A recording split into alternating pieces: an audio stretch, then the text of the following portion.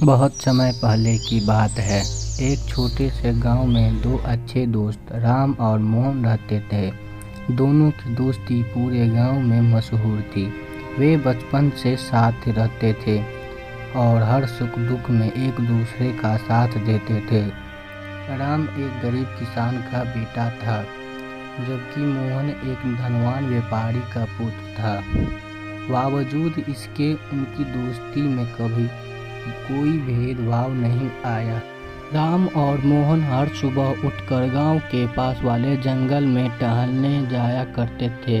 वे प्रकृति की सुंदरता का आनंद लेते और साथ ही कई महत्वपूर्ण बातों पर विचार करते। एक दिन जब वो दोनों जंगल में टहल रहे थे तो अचानक उनके सामने एक भयंकर भालू आ गया। भालू को देखकर राम और मोहन दोनों घबरा गए। मोहन ने तुरंत एक पेड़ पर चढ़कर अपनी जान बचा ली, लेकिन राम को चढ़ना नहीं आता था। उसने घबराकर इधर उधर देखा, लेकिन उसे समझ नहीं आया कि वह क्या करे। तभी उसे अपने पिता की सिखाई एक बात याद आ गई। अगर कभी कोई जंगली जानवर तुम्हारे सामने आ जाए तो अपनी सांसें रोककर मृत व्यक्ति की तरह लेट जाओ।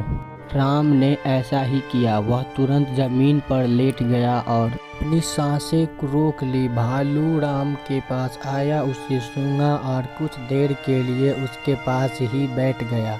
राम ने अपनी सांसें रोक रखी और एकदम शांत रहा। भालू ने सोचा कि यह व्यक्ति मर चुका है और धीरे धीरे वहां से चला गया।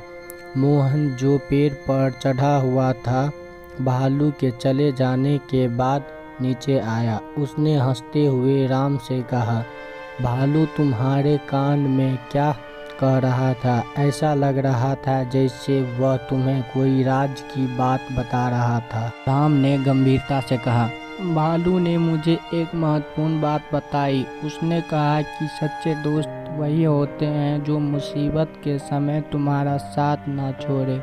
भालू ने मुझसे कहा कि ऐसे दोस्त पर कभी भरोसा मत करना जो तुम्हें संकट में अकेला छोड़ दे। मोहन को राम की बात सुनकर शर्मिंदगी महसूस हुई। वह समझ गया कि उसने अपनी जान बचाने के लिए अपने सच्चे दोस्त का साथ छोड़ दिया था।